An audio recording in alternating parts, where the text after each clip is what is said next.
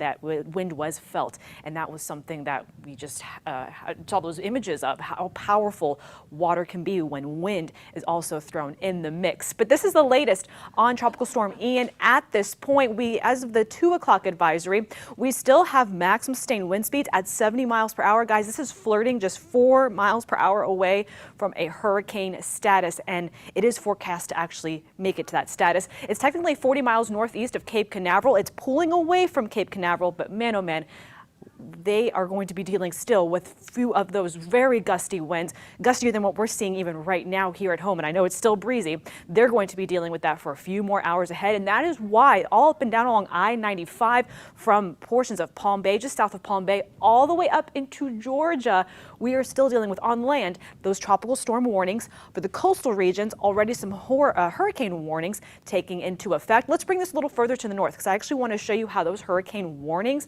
are extending into South Carolina this afternoon, with hurricane watches along the coastline already for the coastal areas of Georgia. So this storm is forecast to push right up along the east coast through this region and then actually try to make a bit of a turn into South Carolina. This is what is left of Tropical Storm Ian, again, forecast to make it just near that hurricane status. You can see still some of the eastern portions of not only St. Augustine, the eastern portions of Florida, St. Augustine all the way down through Daytona Beach, back up through Jacksonville, the coastal areas of Georgia dealing still with very heavy rainfall and even storm surge concerns because you got that counterclockwise flow from Ian.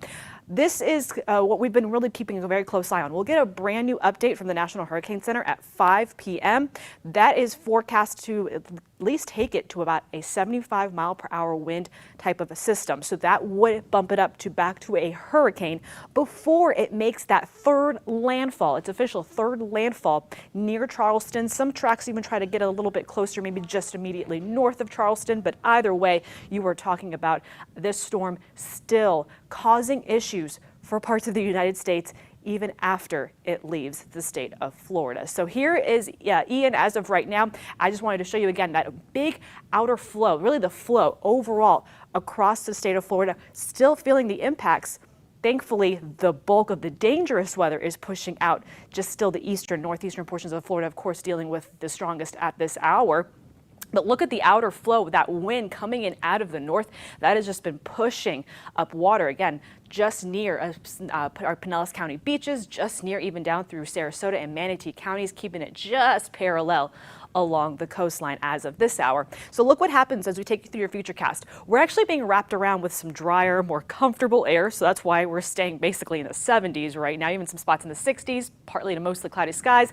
The bulk of the system is going to continue to drift back into the northeast, away from the northeastern portions of Florida. So the rain will go first, but I'm talking about Jacksonville, St. Augustine, still dealing with quite a bit of wind on the backside of this. Then as we get closer and closer into Friday morning, that's actually when I think that third landfall is going to take place. I think it's going to be maybe as early as 10, 11 o'clock in the morning, but it's really going to be right around midday, just to the south central, possibly northern portions of the coastline of South Carolina. But look at that heaviest rain, the heaviest downpours, of course, the storm surge that will expand not only through coastal South Carolina, but also parts of the coastal North Carolina as well, back out through Wilmington, dealing with those conditions for sure.